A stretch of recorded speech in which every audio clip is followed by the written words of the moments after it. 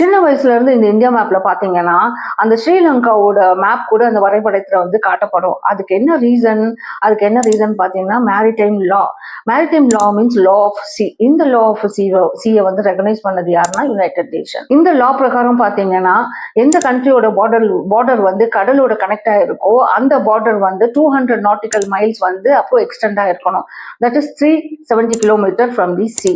அப்போ வந்து இது பேசிஸ் பண்ணி பார்த்தோம்னா ஸ்ரீலங்கா வந்து இந்தியன் மேரிடைம் டெரிட்டரிக்குள்ளார தான் விழுகுது. அதனாலதான் அது இந்தியன் மேப் வரைபடத்துல வந்து காட்டப்படுது. 1956 வந்து யுனைடெட் நேஷன் வந்து லா ஆஃப் சீன்ற ப்ரப்போசல் வந்துச்சு. இதுல வந்து நிறைய கண்ட்ரி இந்த கான்ஃபரன்ஸ்ல வந்து பார்ட்டிசிபேட் பண்ணுச்சு. இதுக்கு வந்து டிஸ்கஷன் நிறைய போச்சு, நிறைய நாளும் இது வந்து தொடர்ந்துச்சு. மேரிடைமோட பவுண்டரியை ஃபிக்ஸ் பண்றதுக்காக at last third meeting between 1973 and 1982 200 nautical miles fix பண்ணாங்க. இது எப்படின்னா maritime area up to 200 nautical மைல்ஸ்குள்ளார என்ன ஸ்ட்ரக்சரோ என்ன ஐலாண்ட் இருக்கோ அதெல்லாம் வந்து ஒரு கண்ட்ரி தன்னுடைய வரைபடத்துக்குள்ளார காட்டணும், மேண்டேட்டரியா காட்டணும்னு சொல்லிட்டு லா பாஸ் பண்ணாங்க. டிஸ்டன்ஸ் பாத்தீங்கன்னா இந்தியாவோட லாஸ்ட் பார்டர் தனுஷ்கோடி தமிழ்நாட்டுல இருக்கு.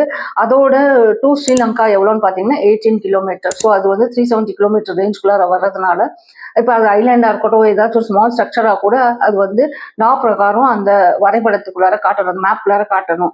Same vice versa. இப்போ ஸ்ரீலங்காவோட மேப் நம்ம பார்த்தாலுமே இந்தியாவோட சில பார்ட்ஸ் வந்து கண்டிப்பா காட்டியிருப்பாங்க. இந்த வீடியோ கண்டிப்பா உங்களுக்கு இன்ட்ரெஸ்டிங்கா இருக்கும்னு நினைக்கிறேன். இந்த மாதிரி இன்ட்ரெஸ்டிங்கான தகவலை தெரிஞ்சுக்கிறதுக்கு என்னுடைய சேனலை சப்ஸ்கிரைப் பண்ணிக்கோங்க.